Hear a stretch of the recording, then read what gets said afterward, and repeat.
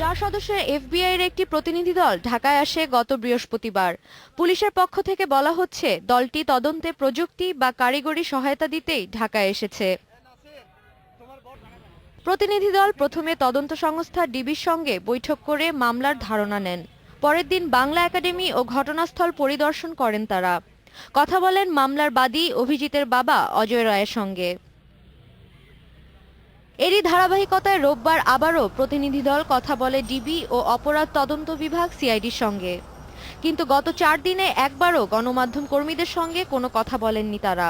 তবে ঢাকা মহানগর পুলিশের মুখপাত্র জানান, তদন্তের অগ্রগতিতে সন্তোষ প্রকাশ করেছে এফবিআই।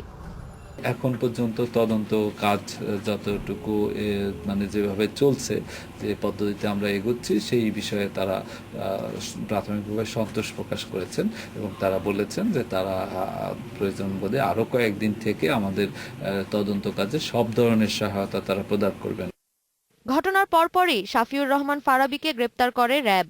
তার কাছ থেকে গুরুত্বপূর্ণ কিছু তথ্য পাওয়া গেছে বলে জানালেন পুলিশ মুখপাত্র।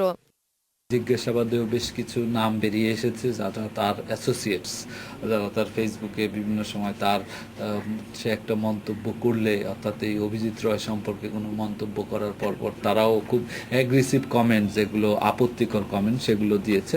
তাদেরও একটা তালিকা আমরা প্রস্তুত করেছি। তো তাদেরকেও গ্রেপ্তারের যে প্রক্রিয়া সেটি এগিয়ে চলেছে। এদিকে ফারাবীর সিলেটের বাসায় অভিযান চালিয়েছে গোয়েন্দা পুলিশ। দুপুরে মুন্সিপাড়া আবাসিক এলাকার বাসায় অভিযান চালিয়ে একটি কম্পিউটার ও কিছু নথি জব্দ করা হয়, তবে কাউকে আটক করা হয়নি। Sadia Afrin, independent news, Dhaka.